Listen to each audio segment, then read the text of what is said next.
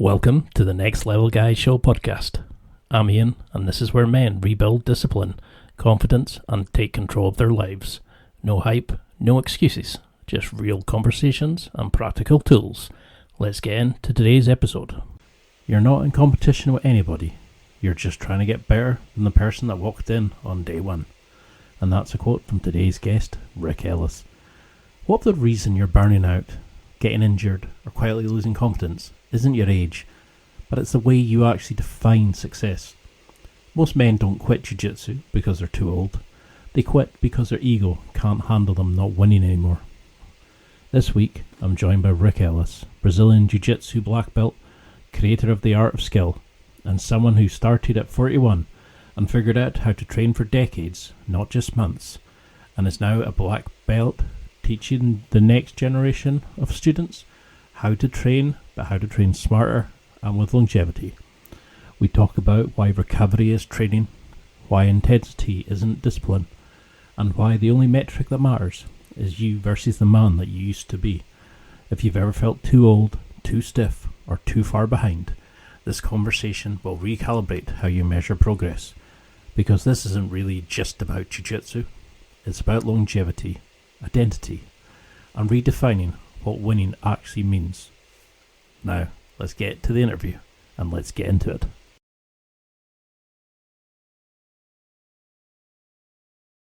Well, it is an absolute honour to have you back on. You were still one of my favourite guests, and I still follow everything you're doing. Like we talked about just now, when I looked at your black belt video, it's just tiring to watch. But to imagine that competition, the level of heart, soul, and dedication you put into training for that is amazing. But for people who maybe don't recognise the great that's sitting beside me, how would you describe who you are? I am just a guy that loves jiu-jitsu and has never quit. I don't think of myself as anything exceptional. I think of myself as someone who has a bit of OCD. I tend to get into things pretty deeply. Whenever I discover something I'm interested in, I get into it very deeply. I tend to get bored easily with things once I've achieved a little bit of mastery, because most things in life, honestly, aren't that hard to master. But jiu-jitsu is very different. Jiu-jitsu, the deeper you get into it, the more you realize the layers and the layers. It's like an onion. You're just peeling away at the onion. And when you're a blue belt, you think you've gotten to the core, but no, there's levels to that. So I'm just someone that didn't quit. And I'm someone that, I think I'm relatable to athletes that are getting a little bit older. That's become my specialty, is helping older athletes navigate jiu-jitsu, because it does change. You have to evolve with the physical reality that you're experiencing in your body. And I got injured a lot when I was younger, training and, really pushing the pace very, very hard. And I had to learn all those lessons myself. And so these days I try to maybe infuse those pieces of wisdom so that people can avoid some of the pitfalls that I have not avoided myself. Because that's what I liked about it, because you've written a book for the older grappler, and as I was going through it, I was like, okay, I wish I'd known that before. I need to focus on that. And you break it down into the physical, the mental, competition, just dealing with the aches, pains, strains, life. And I think that's been sorely missing. But what was this sort of the need for a book at this point? Because you've got the art of skill, you're a black belt, you coach, you teach, you compete. Why did you see the need for a book just now? Were you seeing similarities in people as they got older who were struggling and maybe had to leave the sport because of it? I've had an idea for this book for many years now, which was initially I thought it would be a short PDF that would just be some things that I think are important. But when I started down this path of actually writing it as a book, I realized, man, I've got 22 chapters worth of things I want to talk about. This is more than a PDF. And so I really just dug in and obsessed. I did nothing but write for about 2.5 months straight. I mean, literally from the moment I got up in the morning, from the time I went to bed at night, I had a hole in my calendar. Finally, after a long time, I hadn't had much time in my calendar. And I'm not somebody that believes in picking away at something over a long period of time. I'd rather set a goal and get it done quickly. I think it ultimately ends up better when you can obsess a little bit. So I did, and I got it done. I was a little surprised that I was able to get it done. But I forget the name of that principle. It's that whatever task you have in front of you will always occupy however much time you've given yourself for that task. So I gave myself a hard deadline. Yeah, I don't think it's Plato, but it's not Pareto principle. It's one of those principles that your task will always expand to fill what available time. And if you give yourself a year to complete something, well, that's too far. There are too many opportunities to get derailed on the journey of that. And so to me, it's better to just obsess and get it done. And that's what I did. And how did you find that transition? Because, like when you've done a lot of videos, you've got the great art skill, you're kind of focusing on this beautiful kind of compositions because you were a video engineer when you were younger. And it's not just, you don't just create videos, you create art. You really showcase and put a lot of love and passion into what you make. And some of your videos are breathtaking. But why did you choose writing? Did you just have so much, because you go into great detail, but why did you pick writing as a medium for this kind of delivery? Well, I used to write a lot, and we've all lost our attention span in this day and age of doing this all day long. I find that it's difficult for me to read long books anymore. And I used to be a voracious reader, and these days it's harder. And so, and I used to write a lot. I used to take pride in my ability to write. It's a skill that's perishable if you don't practice it.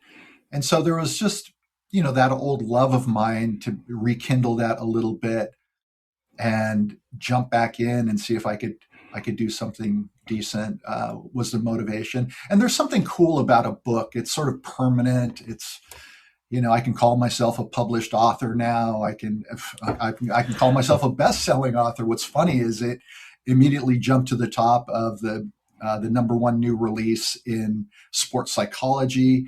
It was the number one new release in martial arts for a little while. And in some other category, it was the number one seller. And so that's kind of cool. I think it's, sort of completes my journey in a way to say that I've been able to write a book. And now I'm itching to write that next one. I've got some other ideas, and maybe I'll take a couple months at the end of each year going forward and try to write something. It's dangerous, isn't it? The second you get into one, it's like a new hobby. Suddenly you're like, oh, I could do that. I could do that. I could do that. And I think it's very well deserved because it's not just a book, it's a companion piece for somebody going into jiu-jitsu, especially somebody older, because you focus a lot on like the core message on about identity, letting go, about aging, letting go of who we think we should be or competing or comparing ourselves to the younger pups instead of being that old wolf that just finds themselves through jiu-jitsu. Because you said it, I had to write a heap of quotes out. If I wanted to master jiu-jitsu, something had to change. My body couldn't stay the same. And I think that hits home for so many older grapplers. But what version of yourself did you have to personally let go? I mean, you talk a lot in the book about your own story, which really hits home the message. But what changed in you between the younger version and the older version? Or the better version, shall we say?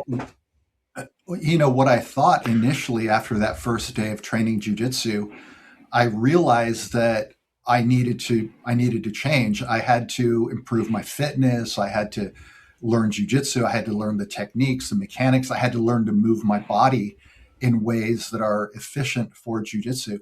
And so initially I thought that was the work. But what you come to realize is that jiu-jitsu, it's just a vehicle for self-mastery. It's just the husk around self-mastery. And so the techniques we train, the things we learn in jiu-jitsu, the struggles we face, there are so many deeper lessons in there that will weave themselves into your life on a very, very profound basis. And that was the surprising thing to me, was that there were these deeper principles that the struggles on the mat touched upon. And eventually, with training, the self-defense aspects of jiu-jitsu become far secondary. Initially everybody starts training jiu-jitsu because they want to get fit and they want to learn some self-defense. But after a couple years of training, you've got skills. You could probably handle yourself in just about any situation you'll find yourself in, but yet people continue training for years, sometimes decades. Why? Why do they keep training? Well, it's because of the deeper realizations you make. There's 10 or 12 things that I point out in the book that you gain. You gain functional strength. You gain better ability to move, movement potential. You become comfortable with discomfort. You ego management, which is massive. You become comfortable with discomfort. You stress inoculation, right? You're able to think and solve problems under pressure, and a whole bunch of other things that I think emerge naturally through training. And so that was what I think in the last chapter of the book, I talk about that initially I thought the journey would be one thing, but ultimately it's just a vehicle for self-mastery and self-improvement. Yeah, I mean, that was one of my favorite things about it, was how jiu-jitsu isn't just a martial art. It's a discipline that shapes our life. It makes us who we are, or it helps you find yourself. I mean, how should people start seeing jiu-jitsu in that sense, rather than just as a hobby? It's something cool. My favorite celebrity does it. How should we see it as a mechanism for finding ourselves? Well, the struggles that you face on the mat will force you to confront things about yourself. And how you train in response to those things will teach you powerful lessons as well. And for those of us over the age of 40 training jiu-jitsu, you no longer have that body you had when you were young. In my 40s, I was still pretty athletic. Yeah, of course. All of us. And I was still pretty athletic. I think at 40, you're not so far off of that. You can still kind of remember what it was like to be in your prime. But the years are ruthless, and every year you become a little less capable. And if you don't modify how you train for longevity and if you don't realize that ultimately you're on your own personal journey. This isn't about you collecting more taps than anybody. It's not about you dominating the room. It's not about all these superficial things that maybe you could think about doing if you're 25. By the time you're in your 40s, you have to recalibrate what jiu-jitsu is.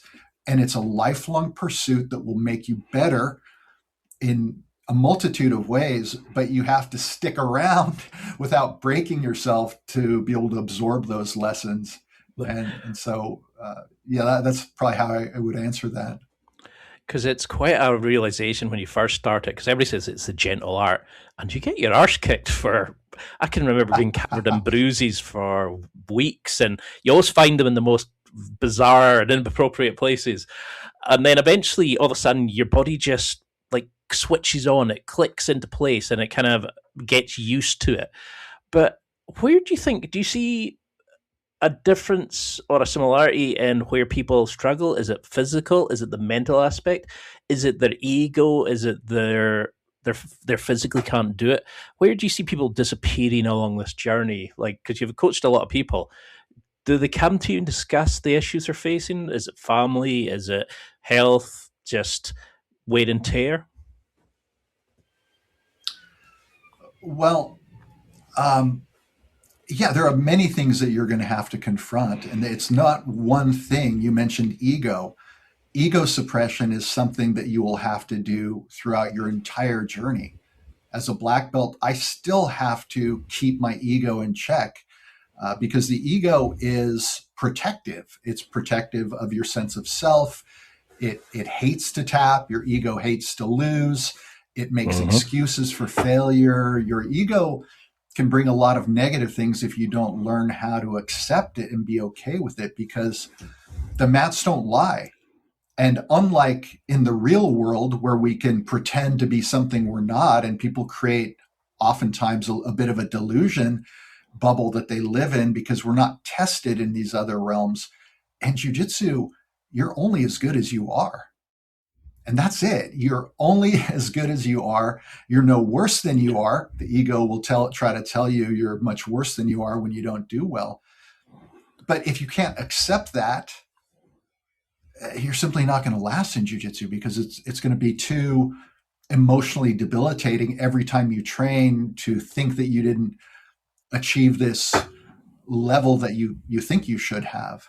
And so that's one of the things you'll have to confront. And you'll have to confront the fact that you have an older body that just isn't as capable. You need more recovery. You have to find the technical path, not the path through more physical attributes. And then, you mentioned some things like family and relationships and those things. Well, the other aspect of training jiu-jitsu is the community bonds that you make. There's something incredibly powerful about wrestling with somebody and sharing this powerful moment with them, this shared struggle with them, that allows people to bond very, very deeply in ways that we don't approximate through normal relationship building mechanisms. And so that's where I think some of those people start opening up about things in their life, their family, they feel safe with their community in jiu-jitsu, because you're all in the same boat. You all have the same struggles, and you're all trying to improve. So it's incredibly powerful, I think. Because it really impacted me when I was reading it, because I saw a lot myself between white to blue belt. That comparison. Every roll was a fight. Every tap was an insult to my masculinity. And it kind of, I was reading it and I almost felt a wee bit ashamed, because I saw how I had fallen into the trap of, I was doing jiu-jitsu to try to be this version of myself I thought I was, rather than just enjoying this thing and learning it and embracing this great body of people. And I ended up walking away from it after an injury. And it's one of my biggest regrets, because I'd started to find my pressure passing style. I'd found a way of expressing myself through my own game. And I think that really hits home in the book, is how you really do. It's not just a technique book. It's like that therapist coach that we need as we're doing it, and how we don't fall back on the excuses of, I've got family, I can't go, I've got my kids' party, I've got this, I've got that. Have you had that kind of feedback from other people? That kind of, you're actually let me speak the truth rather than hide behind my fallacies? Yeah, very, very much so. And what you described as a white belt, blue belt, is what we all have to go through. That was me as well. I had a lot of ego wrapped up in who I was on the mat. And as a result, I didn't allow myself to be very vulnerable on the mat, because I had something to prove. And ultimately, that's going to slow you down. Even if you're young doing jiu-jitsu, if you maintain a high level of intensity every time you train, it's very difficult to add new components to your game. You're just reinforcing the old patterns. And so your ego has to allow you to let go of some of that. But yeah, those lessons, we all have to go through them. And I went through every single one of them, and I still go through some of those things even now. It's just a never ending, confrontation of who you are, the gap between who you are and who you think you are. So you have to just make peace with that. Because that was the great thing about it. It was in chapter after chapter where you were saying, basically you think black belts have it all. And you were saying, well, you struggle at this age. Roles are like this. You have to warm up in a certain way because your body won't negotiate with you. And it's great to see an insight into, just because you go up a belt doesn't mean you're any better or any worse, or you don't deserve it or whatever. That there's just a whole new range of problems that you become aware of. And I can remember going in and thinking, I have no rite of passage, so I don't know how to do this, and I'm going to drop out here because I don't know how to do this challenge. And I'm going to go and become a podcaster. I'm going to go away and do a sport where I can hide in the shadows. I could feel myself. I could feel this kind of stress and strain, rather than just going, a great bunch of people, it's a fun activity, I'm enjoying it and go home. Yeah. I was seeing this as a kind of oh shit, like this is, people are judging me. But it's not that at all. People are glad to see new training partners and things like that. Is a big thing we don't have a modern rite of passage that we can use social media to hide who we truly are. Yeah. Well, some of that is reinforced by the fact that jiu-jitsu is a meritocracy, and we wear colored fabric around our waist that signifies rank. And on the positive side, that belt that you wear is accountability, right? It forces accountability, because you might not feel worthy of that blue belt the day it's tied around your waist. And so you're confronted by this gap between who you think you are and who you need to become. And so it's always going to motivate you to get to that next level. And to me, that's probably the greatest strength of the belt system, is that it forces accountability. But there's a dark negative side that comes with that. And that is the idea that if you're a blue belt, you have to tap all the white belts. If you're a purple belt, you better tap everybody below. And you start developing this false metric, because it's unrealistic to think that you're going to be able to defeat everybody at a belt below you. For one thing, humans come in all different sizes and shapes and have different athletic profiles and different ages.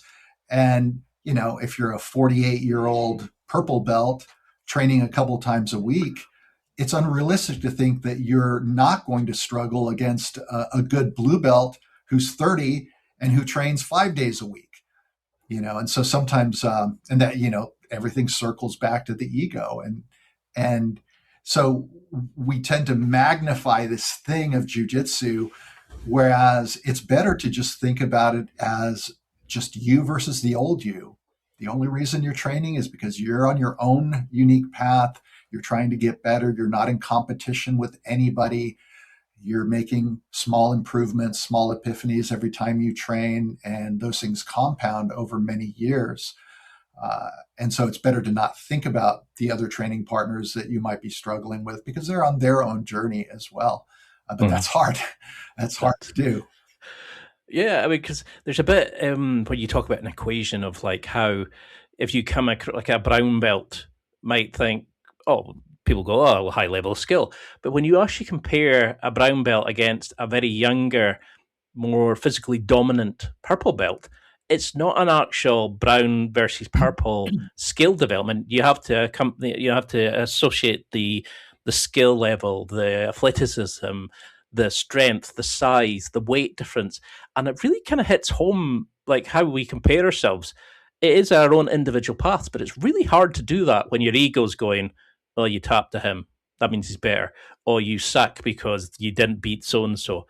How much is ego disguised as discipline as keeping us safe in jiu-jitsu rather than it holds us back?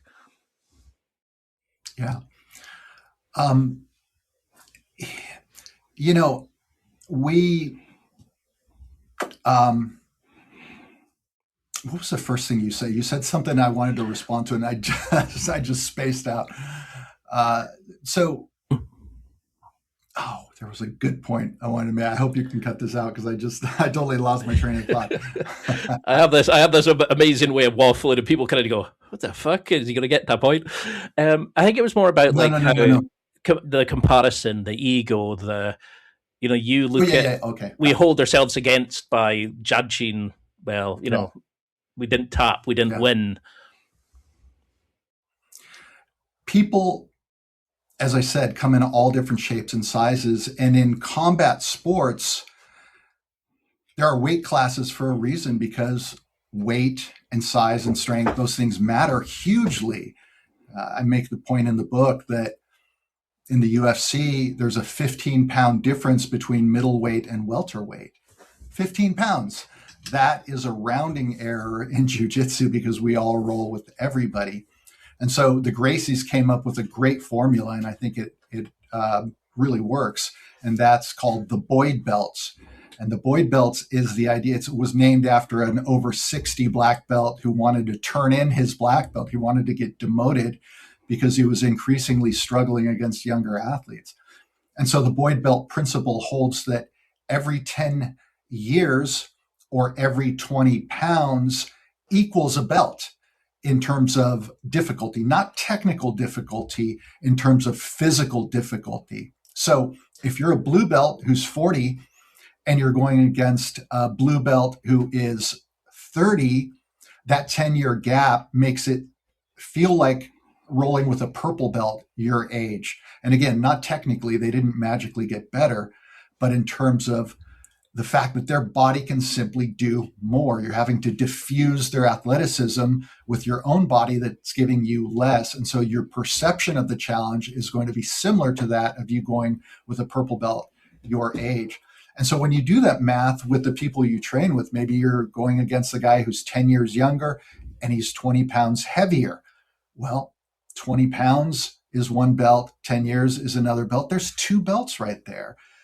So that blue belt you're rolling with is really a brown belt in terms of the overall physical challenge you face with that. And it's really important to keep that in mind because, again, we have this idea of representing our belts perfectly. If you're a blue belt, you want to tap all the white belts, but you have to keep all that in mind and understand that ultimately you are just on your own journey. This has nothing to do with anybody else. It's a comparison between you and the person that walked in to the academy on day one. Because one of the big eye openers I found, especially in it, was how you talked. It was about how not to run, but with comparing ourselves to others, not trying to win every round, but to actually find ourselves through the sport, go on our own paths. But what point does competitiveness, comparison, when does it become not healthy, but actually goes into the realm of self-harm, like it is actually holding us back? Because I still really struggle with that. Like I still feel that people are judging me, people are comparing me, and nobody's even batting an eyelid. But I was taking a win as a great role, and I would tap as that was a crap weekend, and I would think about it and compare myself and beat myself up about it for days after. When does it become self-harm compared to actually a healthy version of that? Well, we all are competitive. If you train jiu-jitsu, you're competitive. I'm still competitive, and I don't always roll as mellow as I should because you're facing this opponent and the ego and all those things. So that's something that will follow you throughout your entire journey. You will never perfectly master that. But, again, each one of us is on our own pathway. And if you train at maximum intensity all the time, not only are you going to be more injury prone, because it's when we're pushing beyond, sometimes we've pushed ourselves at a high volume of jiu-jitsu in a training session. You're in your 8th round, 9th round, 10th round, and you're still pushing. Well, that's when the injuries can happen for sure, when your form degrades. But also what happens when you're pushing really hard is the only thing you're going to be able to play is your A game. And your A game is a very small subset of your overall game. We have an A game, a B game, and a C game, which is like a pyramid. And the C game are all the new things that you're learning that haven't bubbled up yet, that you're not all that great with yet. The B techniques are the ones that are, pretty well, but they're not the ones you necessarily look to in crunch time when you have to get something done. Well, if you train with only that small subset of your A techniques, you're never going to be able to expand and grow and add new techniques. Pianist doesn't learn a piece at concert tempo. You always have to slow things down. And in jiu-jitsu, it means dialing the intensity down so that you can, and it takes two to tango. But if both parties can reduce the intensity, then what happens is you hold the windows of opportunity open a little longer so that you can think and problem solve and make those adjustments that let you keep practicing the new things you're working on so that they bubble up and become something you're very, very good at. So ultimately, if you train hard all the time, you are slowing down your own progress and you're a little bit more injury prone for sure. Because there's that great part where you said in the book, I had to write it down. If I ask myself whether I should do one more roll, it probably means I shouldn't. And that hit home so many times of, that one last one for the road is always the one that you tweak a muscle or you get hurt or you do something stupid. And it's a great sign of we need to be smarter as we age. But when does... how or it Oh, sorry. Oh, sorry. I was going to say, or that extra roll or two, it prolongs your recovery, which means you might not be able to train as often. And to me, the best value is to train with as much frequency as possible, because ultimately that's going to let you develop the fastest. But if you're so beat up from training that you can't train again for 4 days, then you're ultimately really slowing down your development. And so by keeping yourself a little bit more mellow and not rolling that extra round or two. And listen, I used to be the guy that never took a round off, even until somewhat recently. Just in the last few years, I finally got to a point where I was like, man, I can't do every roll. I can't do every round. And then you start recalibrating with that reality and realize, no, I'm going to keep myself within. I can do 6 rolls, 7 rolls if I'm feeling good, maybe 5 one night I'm not feeling so great. And if I stay within that, it means I can come back and train in 2 days versus 4 days. So ultimately, it's going to make you a better martial artist. That constant exposure to the art is going to let you progress much, much faster, even if you're keeping the intensity low.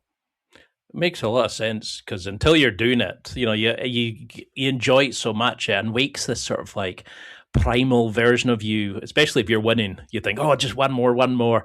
And then something just tweaks. You fall back, they land on you heavy, and suddenly you're out for a few days, or you can barely walk up the stairs to your work, or whatever it is. And do you think that's a thing, as we get older, restraint becomes harder than effort? That moment of, I know I would like to, but I shouldn't. We actually need to be smarter as we age. Yeah, I'll quote my professor, Roy Dean. He says that sometimes the discipline is the discipline to know when to not train, not just the discipline to keep yourself training. And so, yeah, and listen, it's fun. Rolling is the most fun thing in the world for me. Man, to say no to a roll is very, very difficult. But yeah, I have to understand that we simply get more fragile. Every year, I feel a little bit more fragile than I did the year before, in a noticeable way. The joints become less elastic, the max heart rate declines, the spinal column you've got bulging discs from bad posture for so many years, and your hips don't open up. And, we're all on this slow decline. And so accepting that reality and finding a way to keep training so that you can continue to make consistent progress, because the only pathway to success in jiu-jitsu for the older athlete is through better technique. That's the only pathway. When you're young, you can go do all the strength and conditioning, and we see that in competition. Guys that are a perfect combination of highly technical and highly physical, and that's awesome to behold. But once you're over 40, over 50, over 60 for sure, the physical path, sure, keep yourself in shape, lift weights, stay strong, right? We need to maximize our physical attributes, but you're never going to overcome that 20-year age gap. And so how do you defeat someone who's bigger, faster, stronger? Well, you have to be more technical, better timing, better feel, better sensitivity, better understanding, better knowledge. All of these things that can continue to improve year after year after year, even though your physical attributes are declining every year. And the game becomes, can I keep moving the technical line? Can I keep moving this up year after year as my physical attributes do this? Because we don't want them both to decline, or then you're not going to be effective at all. You need at least the technique to keep improving. And so, yeah, it's strategic. And it's frustrating because you can't train as much as you'd like and you can't push as hard as you'd like. But ultimately, that's the path that's going to make you able to deal with size, strength, and skill without having to match that. Because it is a really core message in the book about the need for sustainable training, to how we have to actually focus on longevity and staying. And you said old guy jiu-jitsu isn't a consolidation prize. It's what efficient jiu-jitsu looks like when the goal shifts from winning exchanges to winning years. And that really hit home to me. I was like, I would go in and think, I only do well by winning every round. Whereas actually just getting in the door, meeting some mates, having a laugh, learning a skill, developing my own self-defense and just ability to master my own body and control myself, etc., and grow emotionally as much as physically, is actually a real thing I should be focusing on. And what does staying mean to you now? Compare it to, it's not just winning, but is it improving? Is it just getting more years on the mat? Is that how we should approach our jiu-jitsu training? Well, if your goal is to make jiu-jitsu a lifelong pursuit, then you have to train at an intensity level that allows you to do that without breaking your body. Jiu-jitsu is hard on your body no matter what. And, I've got some neck issues now, some back issues. I've got things that I've done to myself just by virtue of the fact that I've trained a lot of jiu-jitsu. And so you have to ask yourself, what is the end goal? Well, if the end goal is to continue to get the benefits of jiu-jitsu and minimize the negatives, which is a broken body, well, it requires training with intention. And, any one roll means nothing if you think about it. I mean, how many rolls have you had in your journey? Thousands. I've had tens of thousands. Can you remember every one of those roles? Of course not. Any one role is just a moment in time. Whatever that result, it doesn't mean anything. It just means that in that moment you won, you lost, whatever. It's maybe you were tired, maybe whatever. It means nothing. So we have to zoom out a little bit and ask ourselves, why are we training? If we're training for longevity and to get the deeper benefits of jiu-jitsu, then we have to just let go of that momentary competitiveness. And look, I'm not saying that you shouldn't be competitive and you shouldn't crank up your jiu-jitsu now and again. Sometimes I'd be writing these chapters in the book and I thought, man, I sound like a wimp, like I'm just preaching energy conservation and longevity. Well, no, I mean, during my own journey, I've had to sharpen the knife and I've had to get myself to peak physical condition, and I've had to do hard things. And I think that that's important to do because there are lessons in the preparation of that you will gain that you can't get any other way. But that can't be the default setting. You can't make competitiveness your default setting when you're over 40, or you're just going to start wearing your body out. You're going to start getting those lingering aches and pains, those repetitive use injuries. You're not going to grow as much for the reasons that I mentioned a minute ago, that you're just playing your A game. And everything seems to always circle back to the ego. It's just managing the ego and telling yourself that any one role, it doesn't matter. No one's judging you. Nobody cares, honestly. If you get tapped 3 times in a row, nobody in the room cares. We tend to magnify that. Because that's the thing, isn't it? Is like if you ask somebody away from the mats, and they would say logically that they are looking to train for as long as they can. But if you then watch them in a match, or if you watch them in a training session, they emotionally chase the intensity.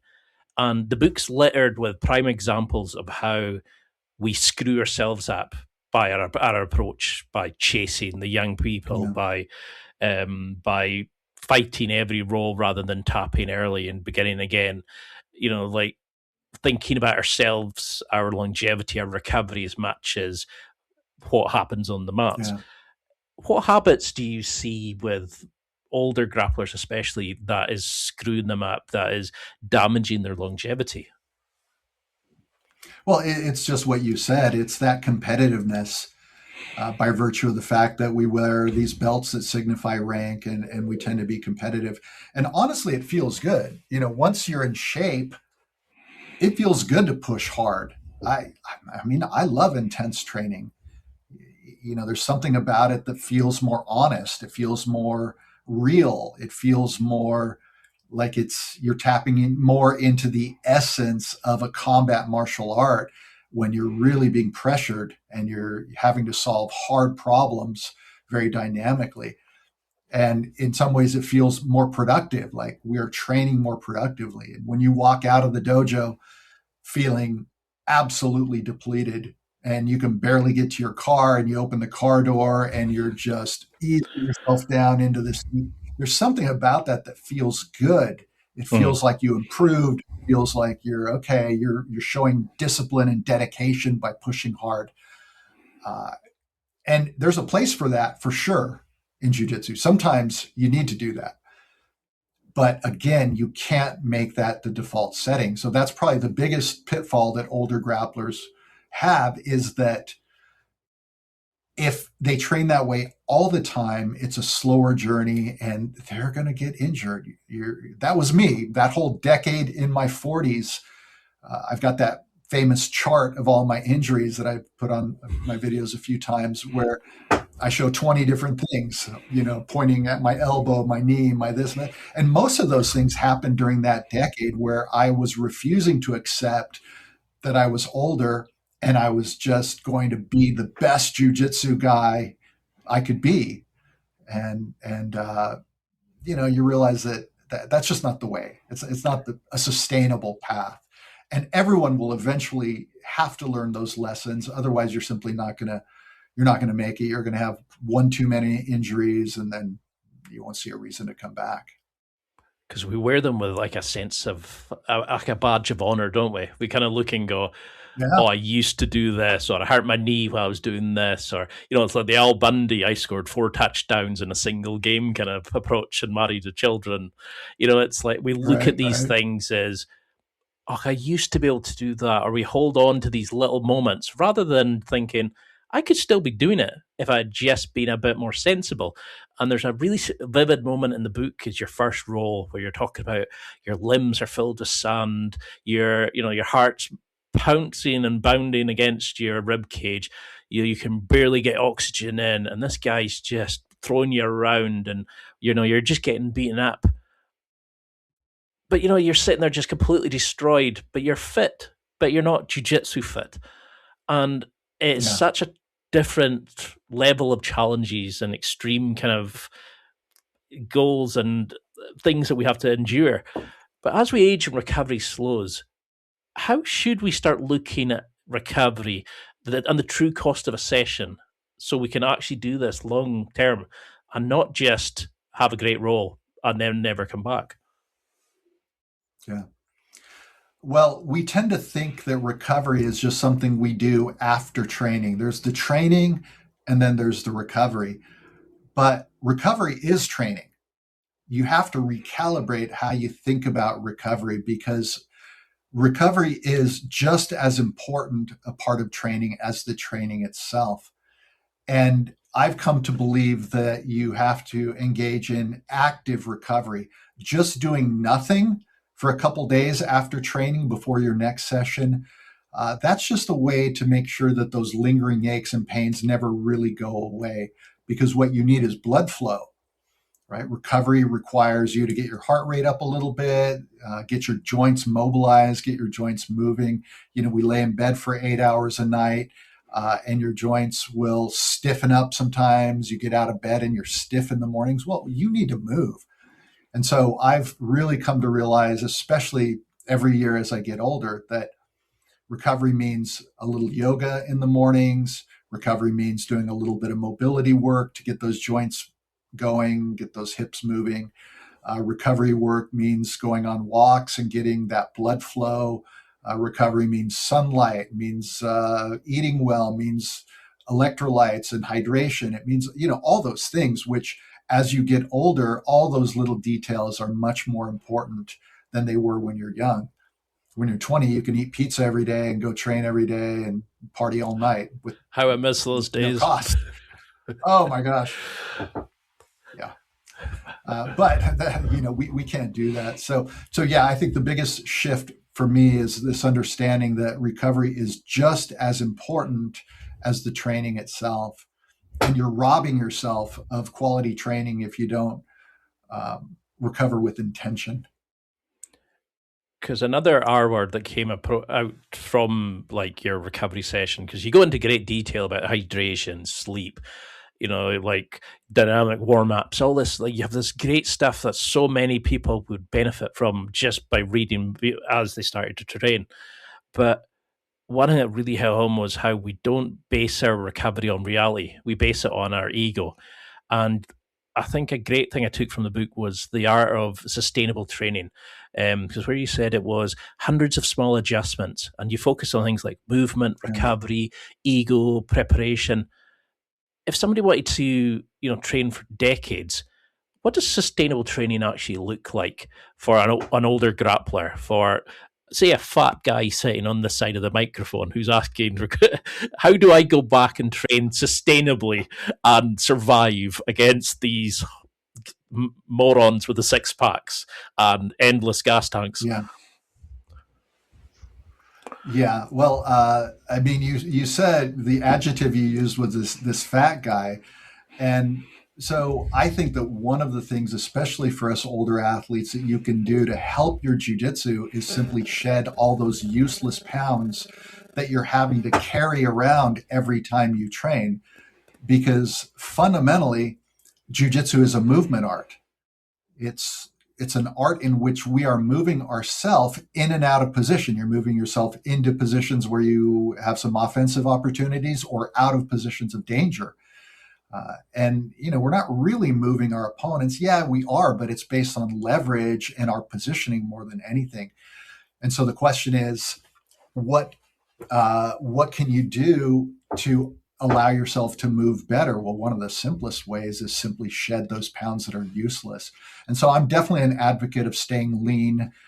Your pressure game won't be quite as good, admittedly, but everything else about your game will improve. Your mobility, it's less wear and tear on your joints, carrying less weight.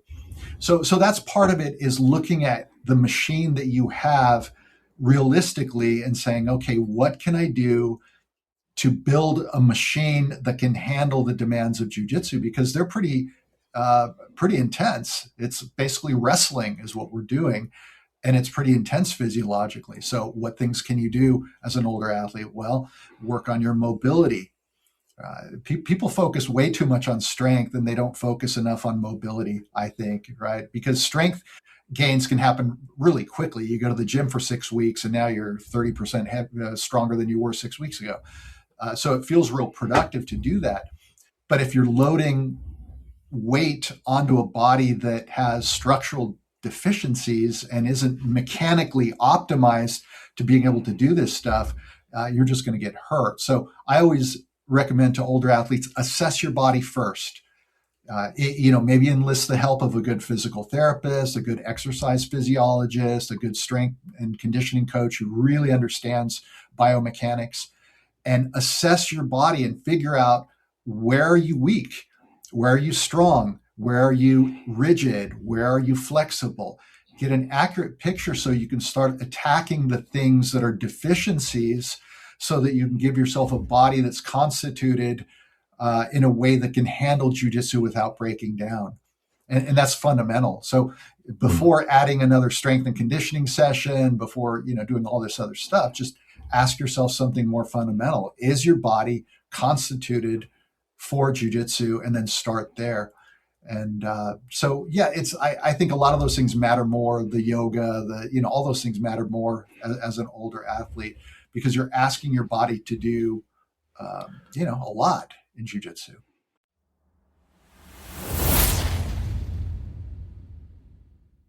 It's time for a quick break.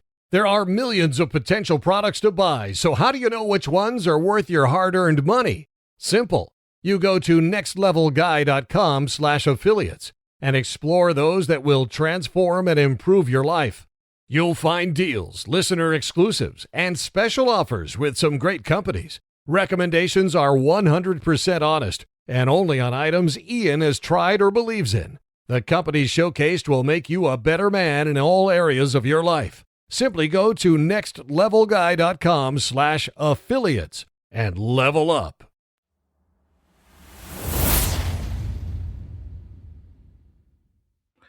Because a big thing that came across when I first started was I thought pressure passing was just putting your weight on a person. But when you actually see how to actually control and dominate and transition, and just, like there is so much more into pressure passing than simply just being heavy and laying basically on top of somebody. And it suddenly comes across as it's all about more technique, more effort. It's more actually understanding of true control and not just white knuckling and trying to throw somebody before they get you kind of thing. But I love this emphasis you have about movement over strength. Is that what we forget? We try to be stronger to compete with people rather than having a body that can actually cope with the demands and meet the conditions we need to be good at jiu-jitsu? Yeah, well, you mentioned something very important, which is that you initially are trying to use strength to make your pressure passing game work. But really, when you go against somebody who is very, very skilled, but they're very, very light, and yet they can apply immense amounts of pressure, they feel impossibly heavy. The question is, what is that? What are we feeling that? Because that's not body weight. And it's sort of like when you see a circus performer lay on a bed of nails. Well, they can do that because they're distributing their weight across 200 nails versus putting one nail in the board. And now, you're not going to be able to do that because you're concentrating all your weight on that one point. Well, that's pressure. It's aligning your skeleton, aligning your body in relation to your opponent's body, understanding where to pin, understanding where to create wedges, understanding how to position yourself to maximize the effect. And that becomes, the true expression of pressure, whether it's passing, whether it's, pressure, whether it's pressure from the bottom, right? We can apply pressure from anywhere. And the principles are all the same. It's aligning your skeleton, using frames, using, body, bone structures more than anything else. And those are techniques, right? That's a much more sophisticated understanding than just throwing your weight on someone and trying to squash them that way.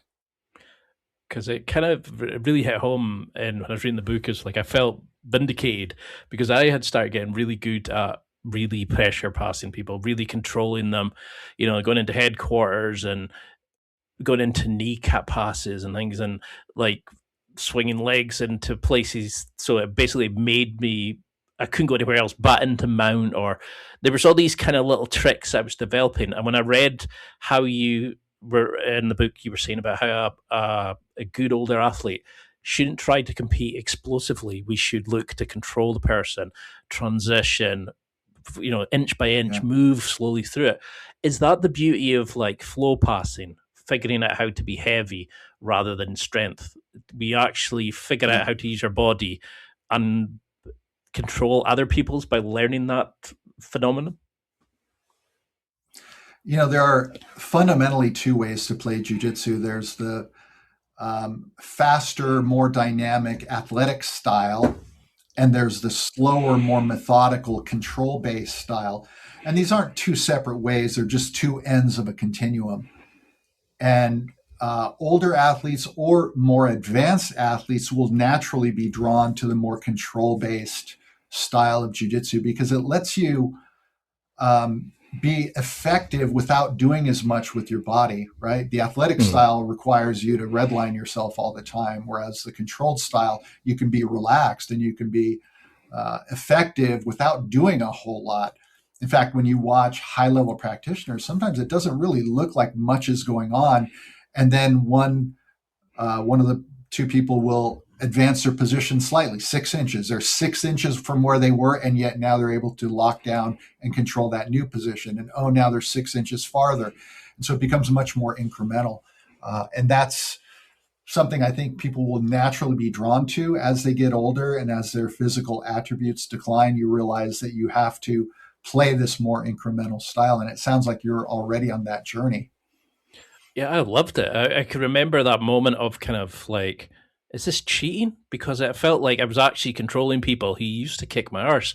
And I'd be kind of like, if I get them here, can, pass into them and then get hold of like body locks or stack passes. And suddenly I was like, oh, I mean, this is something I can do. And I actually felt like I was almost cheating in a way. And I actually asked the professor at the time, should I stick to pressure passing? Should I learn the other styles? And he told me to stick at it because that's what older grapplers should be doing.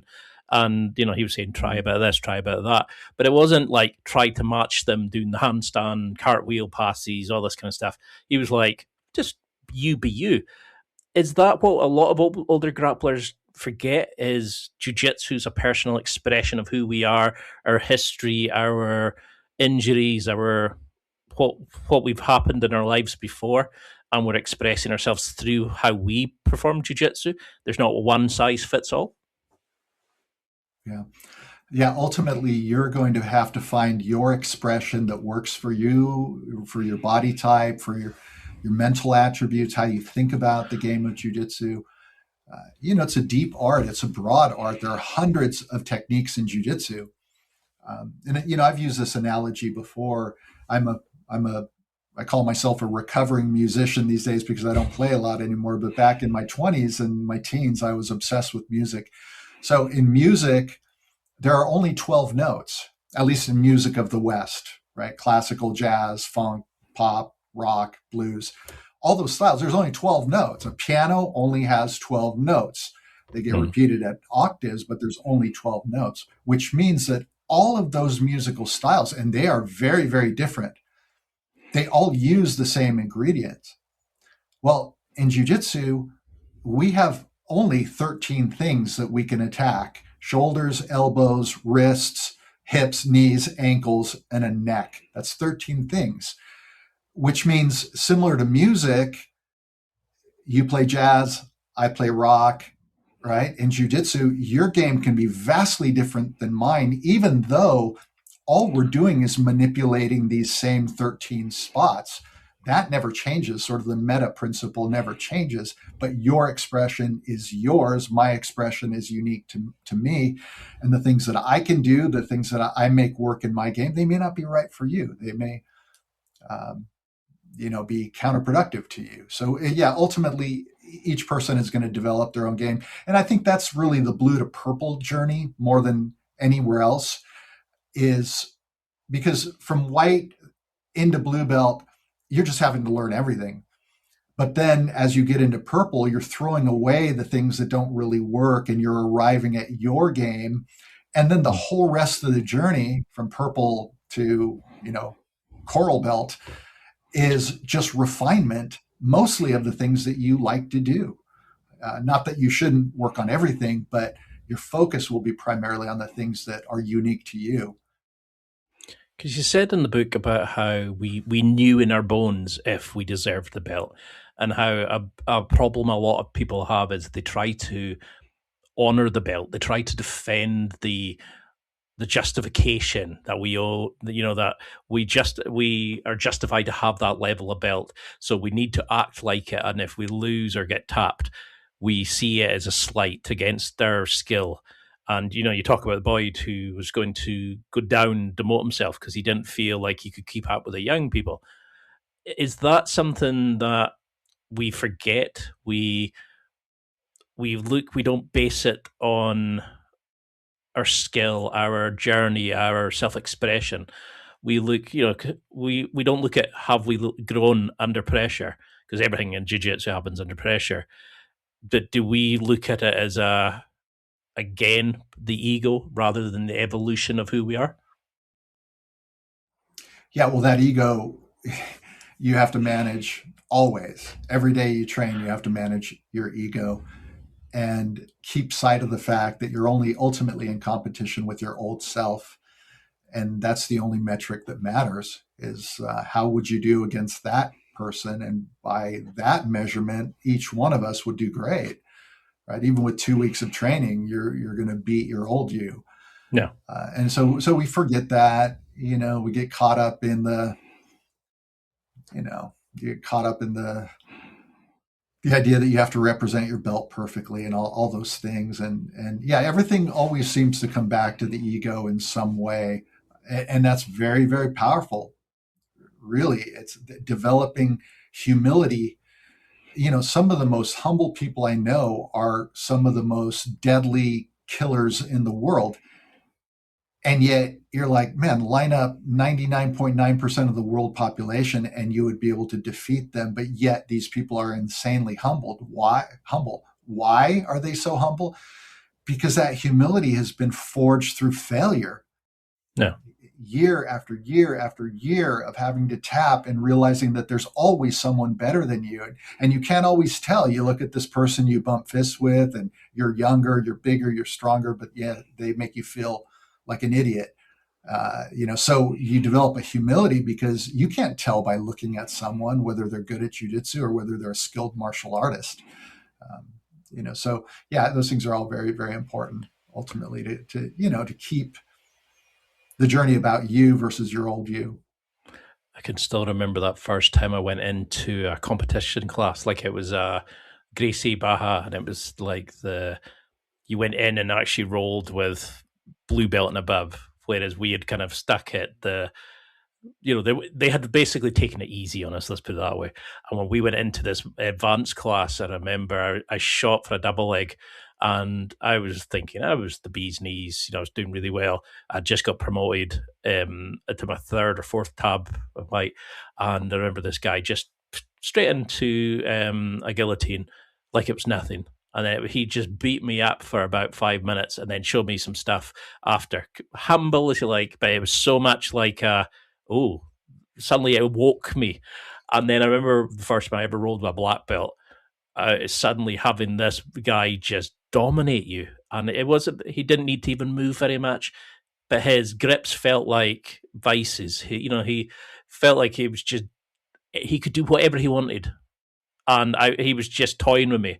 And it suddenly dawned on me when you actually understand and the art of the skill versus just trying to wing it, trying to win. But when you actually embrace it and become it, it is phenomenal. It was terrifying. I mean, I watched some of your rolls and I think it looks like you are nowhere near 60. It looks like you're about 20. You seem to just dominate and just express it, and you've just got this way of doing it. And I think that was something I really struggled with was, again, this ego thing. But for people who are coming back to it, maybe they had injuries, maybe they're stepped out, maybe they're eating like they were still training and weren't and become like the Michelin man, like a chubby guy sitting speaking to you just now. If people are going back to it, what should our versions of this be? How should we look at our goals for going forward so we don't go in and just think, I tapped again and again and again? What should your goals, your metrics be that we're focusing on so we make a success of it this time? It depends on your level. At white belt, when you're first starting, it's nothing but failure. And you have to be okay with that. You have to be okay knowing that you don't get to be the hammer for a long time. You have to be the nail. But that's a critically important part of the journey because you're learning. I mean, how do you learn to defend against someone more skilled than you if you're not in those positions over and over and over to where you begin developing the timing and the sensitivity and the understanding of the ways in which they can dominate you so that you can begin taking action to prevent those things. So even though you're losing, you're gaining really, really valuable skills. If you approach each roll just as, look, I'm going to prolong the inevitable. They used to be able to tap me 5 times in a roll. Now he can only catch me twice. That's massive improvement. And it's about recalibrating what success is when you get older. Success isn't, did I dominate the room? Success is, did I do a little better than I did last time? Did I stay calmer than I did last time? Did I make less, ego-driven decisions? Was I more methodical? Was I, there's a ton of things that you can look at as positives coming back to jiu-jitsu, but ultimately it's just you versus the old you is the ultimate metric that matters, right? Because you said in the book about is it the quality of our movement that defines us? It's not, we don't fall back to this perceived level of our abilities. We fall to the level of our training, our preparation. And does it stem from, like as we go back or as we start, we should be focusing on our timing, those little nuances, understanding where we struggle, understanding the bits that we get caught in and using that as homework and figuring out why we're doing that, not looking at it as a hurt, looking at it as a learning experience and kind of go and thanking the person for showing us that. How do we understand that concept of using the quality of our movement as a focus rather than the win-loss ratio? Yeah, well, you're touching on a couple things. Quality of movement is something that, we should all strive to improve their movement. And you mentioned that you like the way I roll. Well, that's just years of focusing on developing good movement capability and being able to, move well within my own limitations. And then you add the element of timing because, you can be quick despite the fact that you are slow in an absolute sense. Being fast and being quick are two different things. Being quick just means that you have recognized that there's an opportunity here to move and do something productively in jiu-jitsu, and your ability to then execute that thing within the window where it makes sense. And so that's how you feel quick against somebody who's faster than you, is by developing those skills. But that's a long journey. We have to be okay with the fact that ultimately the struggles you faced on the mat today are going to inform what you need to work on, because jiu-jitsu is fairly self-directed, even though we've got a coach who's teaching us, but they're not watching you every moment. They can't advise you every day. Ultimately, you have to take some control of your journey. And the best way to do that is simply to look at the problems you're having as opportunities to grow, not as reasons to beat yourself up because you keep getting caught in this choke repeatedly. No, that's jiu-jitsu graciously giving you an opportunity to learn how to not get choked as much. And so then you go do your homework and come back and experiment, and you behave like a scientist where, hey, okay, well, I thought that was going to solve the problem. It didn't quite solve it. Let me go back to the drawing board. And over time, you'll solve all those things. The problems, as your belt darkens, the problems get smaller and smaller and smaller. As a black belt, I'm not looking to solve the big problems anymore. I'm just looking for little things, little ways to be a little bit more efficient, a little bit more, defensively competent, just making those small things. And that becomes a very fun part of the journey as well. Just looking for those little gems, those little things that can make a big difference, even though to someone looking at my game, they might think that what I'm excited about is imperceptible. They may not even see what I'm seeing there, but there's this little gap in my knowledge, this little gap in my game that I can then find something to fill that gap.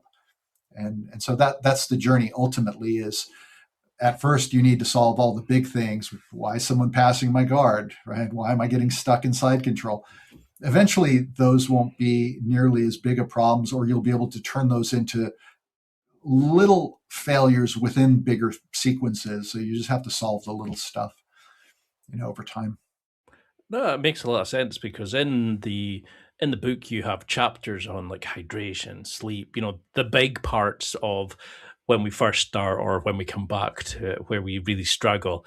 And then I'm sure that everybody who's been on the mats has had this moment where you kind of go, oh, and it's like a video game where the map goes from grey to it opens up, and suddenly you can see a wee bit more of the map or the city that you're working in. Yeah. You go, and it links in, and you kind of understand it, and then it's the next depth or next layer of the problem, and it really kind of it opens up that thing of, right, so I understand that now. Oh, but now that causes me to get stuck in this problem or against this kind of grappler. Right. And it's kind of like, oh, right. And I think that's the part I enjoyed. But then when I let that ego part take over, I was kind of like, oh, fuck. But if I focus solely on learning, what was I getting stuck in? Going and watching videos. And you have this great series of guides of how to learn away from the coach, how away from the mats, using instructionals, YouTube videos, how to build a body that copes for the demands of jiu-jitsu.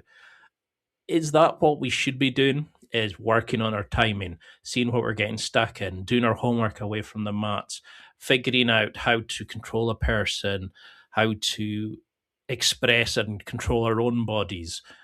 Is that the kind of thing you should be doing, like you were saying about this journey that we take control of? Yeah, that's the real work. That's the deeper work, is because ultimately, every belt has a character to it.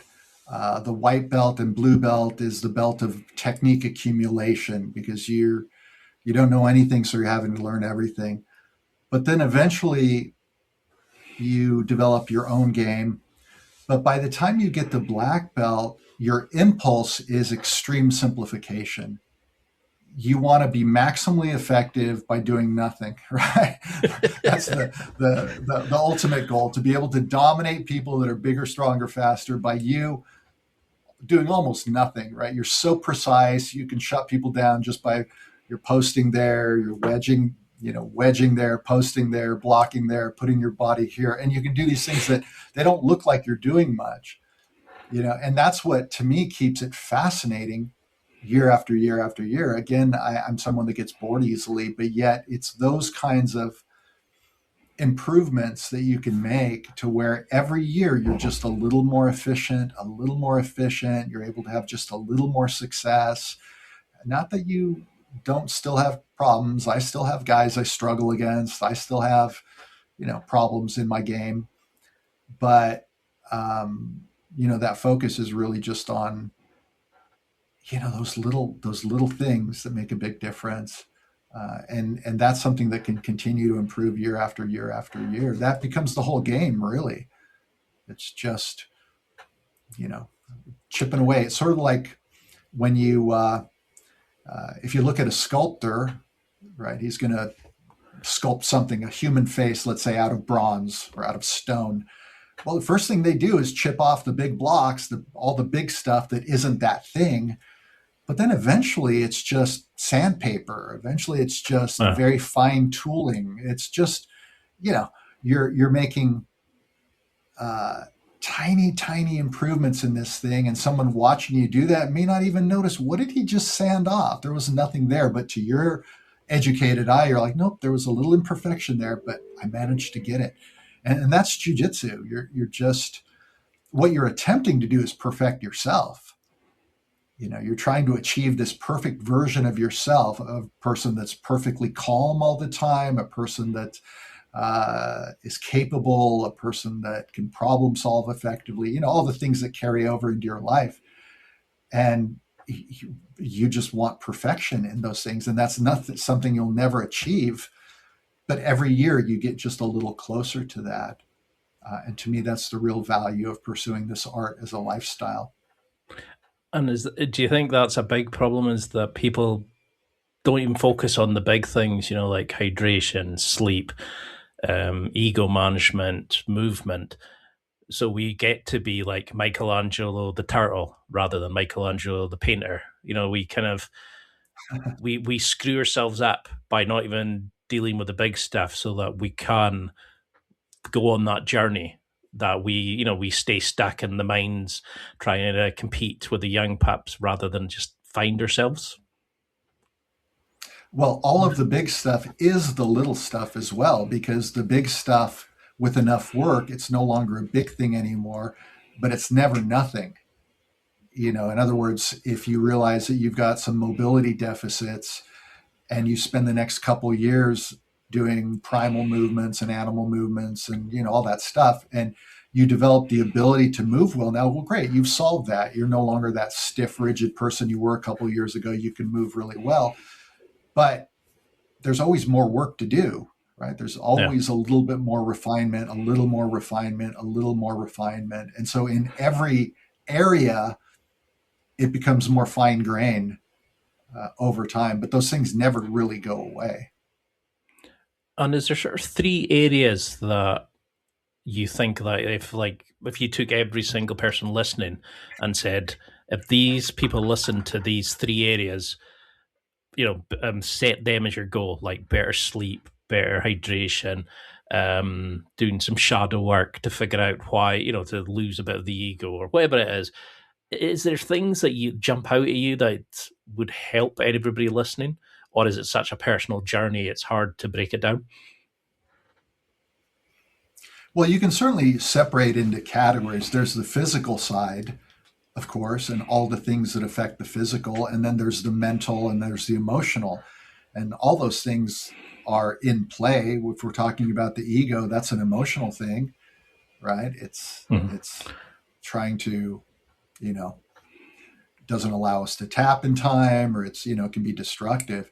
So I think you have to work on all those areas, really. And physically, it just starts with an assessment of where you're at. How do you move? How strong are you relative to yourself? And you answer those questions, and then you embark on a journey to solve those things. And listen, we can all do better. I'm not as disciplined as I could be. I don't always do the work. It's not like, I write a book. It doesn't mean I'm the perfect example of all of these things, but we are all a work in progress. And hopefully every year you train Jiu-Jitsu, you have made progress in all of these areas. You're emotionally a little more stable. You're intellectually more knowledgeable, more understanding. You're physically, we're declining every year. So it's not that you can solve that, but are you maximizing what you have? Because that's all we can do is, do the best within whatever physical attributes we have available to us. And so it's a multidimensional thing, and it's just something that you just have to keep chipping away at. Because a big part of jiu-jitsu, you hear people talking about the brotherhood, the bond of the guys on the mat or the girls on the mat. What is it about the brotherhood? It becomes something that we didn't know we needed, to find this kind of group of people who will choke the hell out of you and then will hug you after. It's such a weird thing of try to batter each other and then you love the person for it. How do we move past when we first start, move past the, okay, I need to fight this person, I need to win, I need to do this, I need to do that, to actually go past the superficial and actually build true bonds with these people and actually find our tribe of people? Well, I think some of that happens organically. I make the case in the book, it's an entire chapter, that modern life doesn't really demand all that much from us. We live in pretty, we live under systems, whether it's political systems or just the way that our societies are structured, that they tend to funnel people from the time you're a kid. Okay, you have to go to school. Great. Now you can go get a job. Great. Now you've got a career promotion. Now, these are very sort of controlled things in our life. And that's very different than when you step on the mat and you bump fists and now you're fighting for your life because someone's trying to strangle you.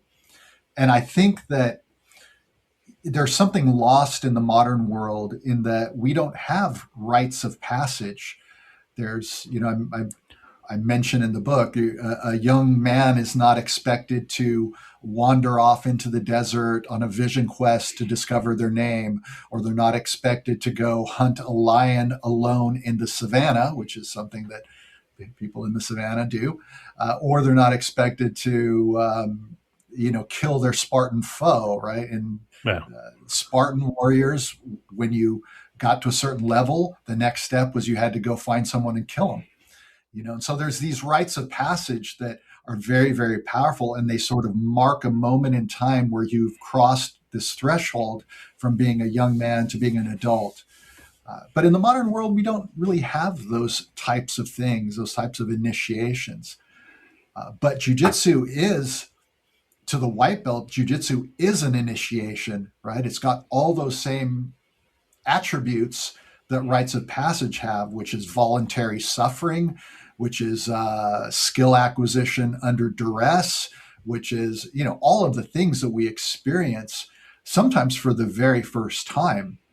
And in some ways, jiu-jitsu is the first real rite of passage that we've ever voluntarily put ourselves into, where we, this thing is not going to be handed to us. We're not going to be able to fake our way. We're not going to get the promotion because we knew the right people, or because we kissed up to the boss, or because, all the ways in the real world in which we can either advance our position or, have success in ways that we didn't really earn. In jiu-jitsu, none of that is possible. Your skill is all that matters. I mean, how you express jiu-jitsu ultimately is the only thing that matters, and you're only as good as you are, right? So it's all those lessons that you get from being in that sort of tribal system where, everything is enforced through reality. Really, I mentioned the book, who to listen to because they can do the things that you can't do. You know who you're becoming because the mats tell you that unambiguously. And so it's very, very powerful. I think, jiu-jitsu is not the only thing that you can achieve these sorts of things in, but it really checks all the boxes in a way that few other things in modern life do. Yeah, because I remember reading it and I was getting the sense of that you start making new friends, you find yourself, that you actually feel confidence that you deserve the belt level you're at, that you actually move from the ego into developing yourself through jiu-jitsu and treating it as an art. And there was all this thing, and then it came to that question that I always hear: does an athlete, a competitor, a hobbyist, whatever level you are at, do you need to compete? Because everybody always says you never know who you are till you've competed. But some of the best people I've rolled with have never competed. They just go in and train and enjoy it, and they are on another level compared to everybody else. What is that focus? Do we have to sharpen the knife by competing? Or if not, what do older grapplers have as their goals if they're not focusing to win competitions or just give it a shot or whatever it is? Yeah. Competition is generally not required to advance through the ranks. Most people never compete in jiu-jitsu. Probably 90% of all jiu-jitsu athletes never compete even once. Now, it's my personal conviction that whether you want to compete regularly as a lifestyle or not, that's a different question. But I think that as a jiu-jitsu athlete, you should at least step onto a competition mat a few times throughout your journey just to feel what that higher level of intensity feels like. Because even though you train hard in the gym, even though you're pushing yourself, there's still something a little different about stepping onto some unfamiliar mats. Everybody's watching. Everything feels different. You're in an unfamiliar environment, going up against an opponent who doesn't know you, doesn't care about you, doesn't care if you have to walk with a limp tomorrow. They're going to come at you with an intensity that you're rarely going to feel in the home academy. And then there's the pressure of the moment, the adrenaline, all those things. I think that those things are immensely valuable to experience at least a few times on your journey. But for the over 40 athlete, the calculus has to include the risk factor, the safety factor, because it's not like you can just, well, I suppose you can sign up for a competition and just go do it without training for it, but you're not going to have any success if you do that. Competition requires you to prepare which means scaling up your training, rolling with more intensity, doing the strength and conditioning, all that stuff. And a lot of times it's the increased risk that you put yourself under during the training for the competition, not always the risk on competition day, although there is increased risk. It's the volume of training leading up to it. And so this becomes a very personal decision for everybody. I don't compete anymore. My body's starting to suffer a little, and I've got some issues that I'm having to manage, and pushing myself to that higher level of fitness and competitive intensity. It's just a little counterproductive for me at this stage. But that's a question that each person is going to need to answer for themselves. What I do believe is that you shouldn't feel less than if you decide to not compete. It's not a reflection on you. Now, you have to ask yourself if the only reason why you're not competing is because you're scared, or you're scared to lose. Well, that's not a good reason. In fact, that's a reason why you should have to confront those things about yourself. Yeah. But if that's not it, if it's just a calculus based on the fact that, you work 60 hours a week, you have a family life, you don't train that much, you're training for the fun of it, you're training because it makes you better, stress relief, all those things, well, that's enough. I mean, for that person, that's probably enough. They don't need to feel pressure to take their training to some higher level so they can go have competitive success. And then there's other people that love to compete regularly. It's just part of their identity. They love the challenge. They love that feeling that they get. And I know plenty of those guys too. So very, very individualized, no judgment either way, as far as I'm concerned. Maybe there are coaches that are highly competitive that encourage all their students to compete all the time. But, I was never one of those. Yeah, because I see it all the time. There's that debate of like, are you a martial artist if you don't compete? And you think like you're a martial artist if you step on the mats. It's just an extra sense of that level of, you can find out more about yourself by competing. And I remember when I was training, I was shitting myself thinking about competing. And then I thought, that's a sign I should be doing it, because that's just another part of myself to develop, to learn about myself, or to overcome that fear by doing it. And I think we all go through that journey, and it's really hard to kind of compare ourselves again, that ego thing.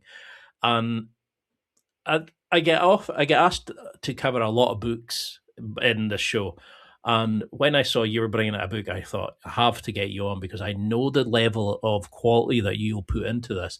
And I really do mean this, but this is a book that every grappler should read, especially for people who are going into jiu-jitsu, especially if they're older, because you don't just cover the basics of here's a technique, here's that. You actually explain how to make it an enjoyable part of your life, how to get the most from it, how to find yourself through it, how to actually be a martial artist, not just a guy doing jiu-jitsu. And it is a phenomenal book, and it should be a must read for everybody. But for people who get the book, thank you. How would you want them to use it as a tool for going forward? If the book did its job perfectly and it did exactly as you wanted for each person reading it, what would a jiu-jitsu practitioner do differently in their training, their life, after reading your book? Well, to me, it was the book that I wish someone had handed me on that first day of training 20 years ago. 100% agree. Because I had to learn, I had to learn all those lessons myself. I had to learn about ego management. I had to learn about intensity. I had to learn, that frequency of training is better than high volume and high intensity. I had to learn.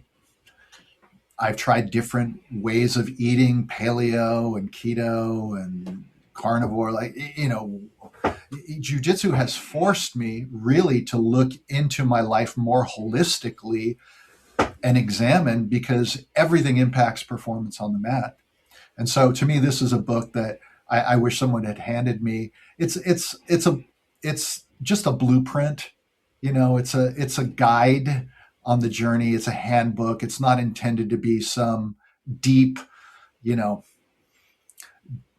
deep book that gives you every answer to every problem you have. It's more like me just pointing at the things that I think are important that will help you train with longevity and help you improve year after year, and how to calibrate, you know, what success means, redefining what success means when you're older. A lot of the book really doesn't, it's not necessarily intended for older athletes. I think a lot of it is just good, basic values that you should bring to jiu-jitsu even when you're younger. But because I'm known more as the old guy that does jiu-jitsu, I thought I would orient it toward that because that's really my market. So for those who are listening who think, I really want to try this, or I really want to go back to it, but at this stage in my life, I've got kids, I've got responsibilities, I've got a dicky knee, or I'm carrying a few extra pounds, or whatever it is.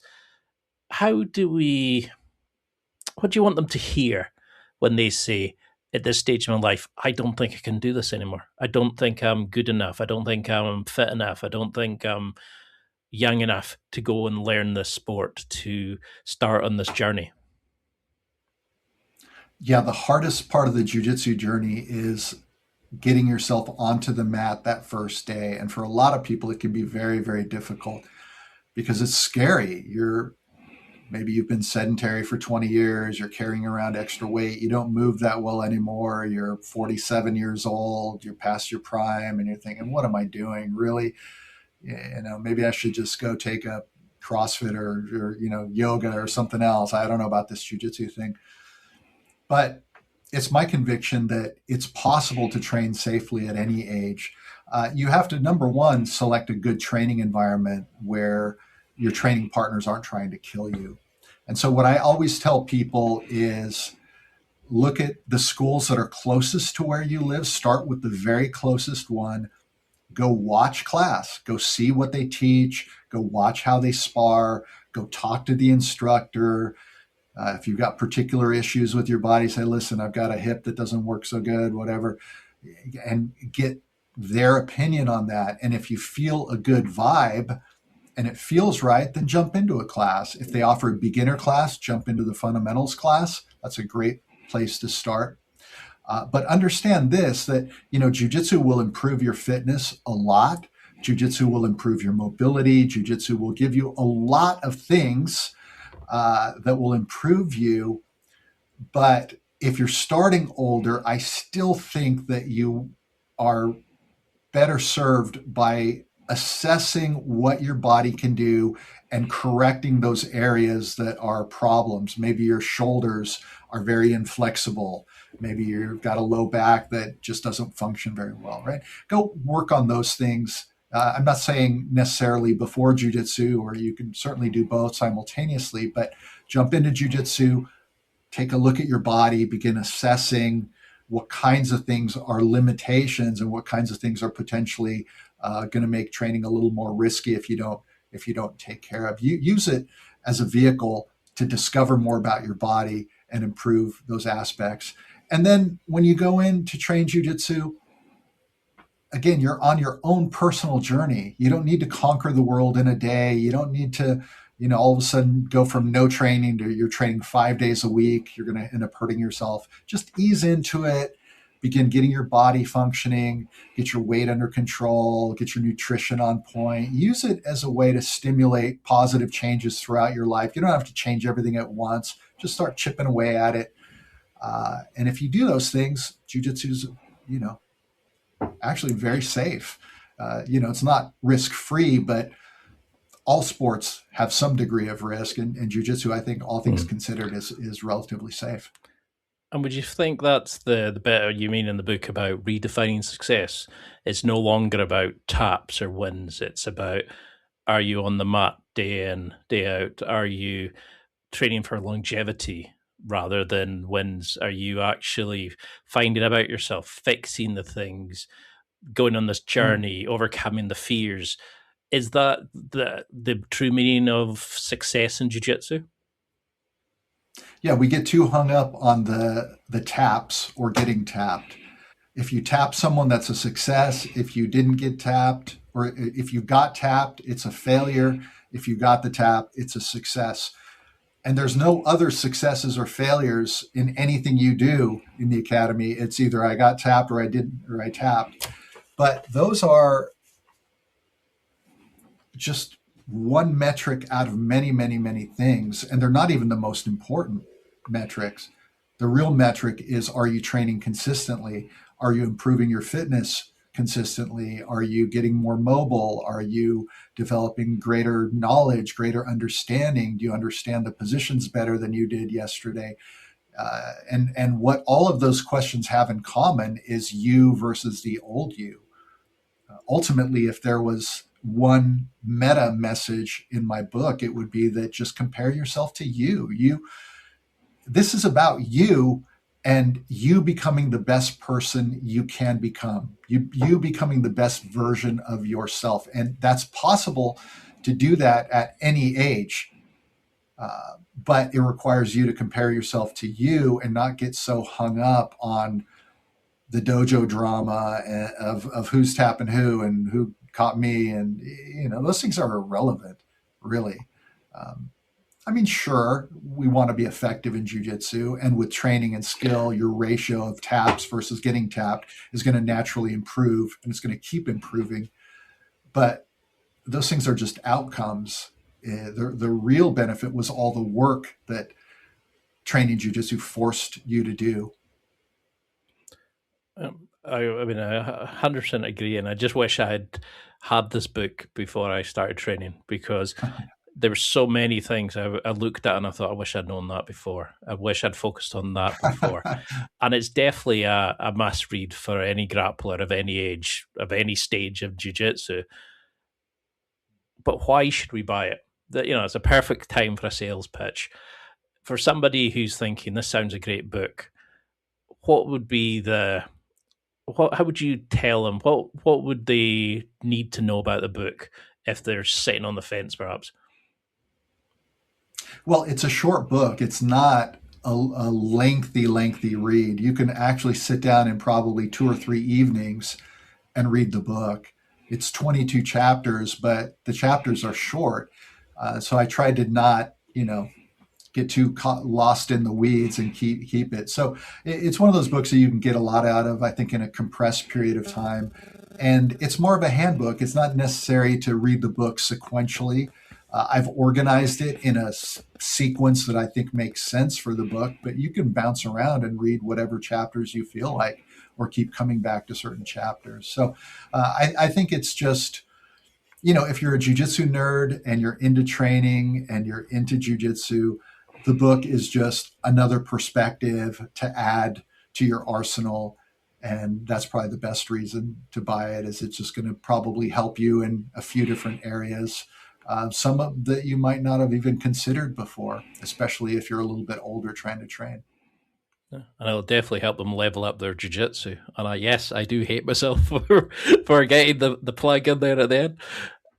And what do you want people to remember about this? What would you like them to take from this interview going forward, apart from buying the book? Well, I started jiu-jitsu very late in life. I was 41 years old. That was 20 years ago. And, I'm not a world champion. I'm not someone that has made the competition arena how I've made myself famous or anything like that. I think that I'm just somebody that cracked the code on how to train sustainably with longevity in jiu-jitsu, how to keep it being fun year after year, how to keep, those lessons, those important lessons that jiu-jitsu teaches, how to keep those coming in, and ultimately I'm just someone that didn't quit, and I was able to crack that code. And so I hope my legacy is that I've been able to help people along the journey.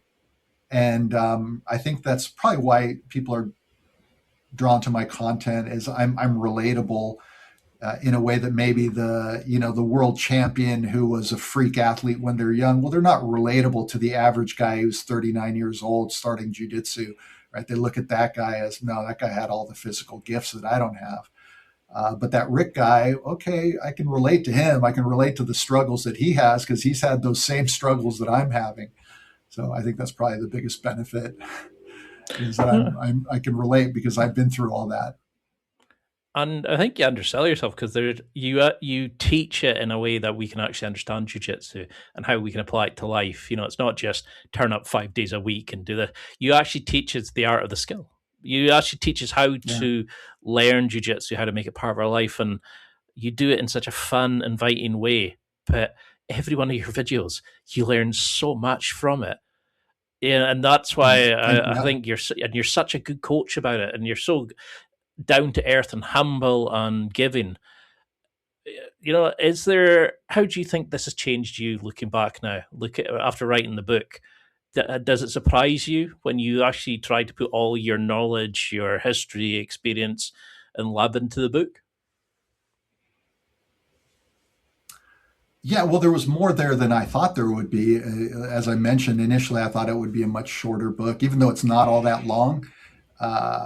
And there's actually more that I could have said. I had a bunch of chapter ideas that I ended up not developing just because it didn't fit with the time constraint I had. So, yeah, there's a lot there, and I'm just happy to have, each one of us gives back to jiu-jitsu in our own way, ultimately, and we do it either by being a good training partner with the people we train with, or by being a better husband, a better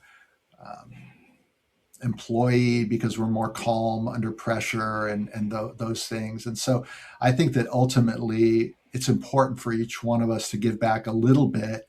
And to me, writing a book and contributing with my videos and the events that I do, we run Old Grappler Summit, which is an over 40 retreat down here in San Diego. We do a couple events every year, and those are amazing, right? We get people from all over the world that show up. And so it's just my way of giving back to the art of jiu-jitsu and trying to stay in it because it's such a beautiful, transformative art that I love it and I love being part of it. Love it. And, before you bring out more books and more, you do TED Talks and more instructionals and, you continue to change the way jiu-jitsu is learned and understood. How can we follow on your journey? How can we sign up for the seminars, for the workshops, for find you on social media? How can, before you become the superstar author like J.K. Rowling, how can we follow your journey? Well, I have two primary websites. One is rickellis.com. It's just my name. And anything that's personal related to me is over there. The events that I do that are not Old Grappler Summit, I always announce and publicize those through rickellis.com. We've got a Costa Rica trip later toward the end of the year. I don't have that on the website yet. I'm building that out. So rickellis.com is a good place to find me. OldGrapplerSummit.com is where we publicize our over 40 camps that we run. And then on social, YouTube, I'm the Art of Skill on YouTube, Art of Skill channel. That's probably my number one social network. That's the most popular one for me. I'm on Instagram at Rick Ellis HQ and TikTok, Rick Ellis HQ, and Facebook. I think it's Rick Ellis HQ as well. So I'm on all the platforms.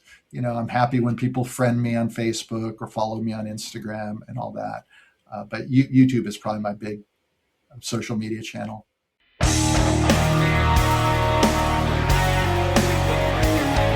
Well, that's it for another week.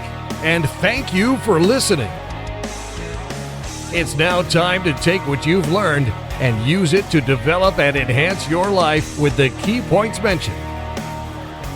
Listen, try it, embrace it, use it, and crush it. Now's your time to hit that next level in your life.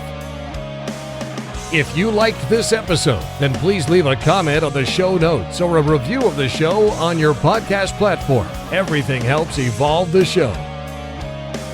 Until next week, keep seeking the next level in your life.